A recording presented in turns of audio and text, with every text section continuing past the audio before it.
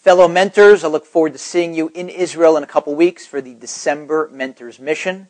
And here's a Hanukkah message. During the long and often painful history of the Jewish people, our enemies often differed with respect to their choice of weaponry, often organized and sophisticated, and other times more crude and personal. But they typically agreed on a common goal: to kill the Jews. And that's why there's that famous joke summarizing all of Jewish holidays. They tried to kill us, we won, let's eat. But there's one exception. At the time of the Hanukkah story, when we were fighting the Greeks weren't trying to kill us. They were trying to Hellenize us, trying to assimilate us. They were trying to kill the Torah, trying to kill Judaism, but not the Jews. The Greeks would have been perfectly happy had we agreed to be good Greeks, no longer insisting on our annoying habits like Shabbos and circumcision. But we fought back, and we won. There was a physical battle, but that's not what we're celebrating. We're celebrating our spiritual survival. And at the heart of the Hanukkah miracle, those little jugs of oil that kept producing light for 8 days, and the menorahs that we light, remembering that light, we know, represents the light of Torah, which makes us unique. And maybe that's why Hanukkah is the one holiday during which you can run, but you can't hide, as the saying goes. Every other holiday can be observed, for the most part, in private. We can eat our matzah on Passover in our homes. We can pray on Yom Kippur in our synagogues. Even on Sukkot, when we're told to build a sukkah and go outside our home, you can build it in your backyard or your back deck. There's no obligation that your neighbor has to see your sukkah.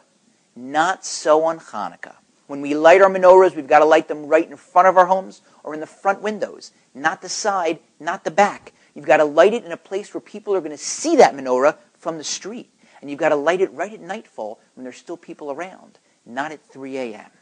And maybe that's why the Hanukkah story always falls out during the Torah portions in which we read the story of Yosef, of Joseph, who was always proud and always proclaimed his Judaism no matter where he was.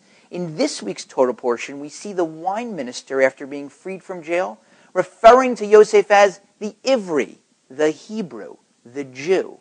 Obviously, Yosef had introduced himself in jail to his dungeon mates as a Jew.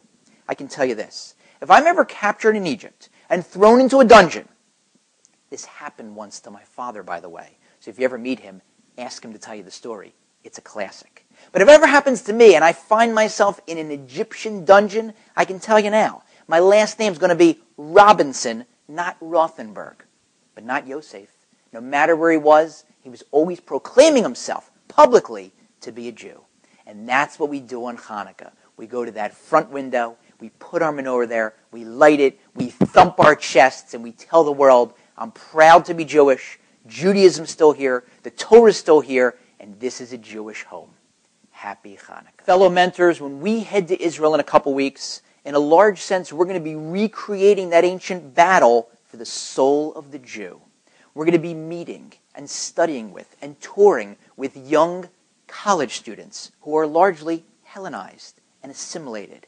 And it's our job to throw them a life preserver, to create a relationship that will hopefully help them begin or continue their journey back. Hatzlacha to all of us.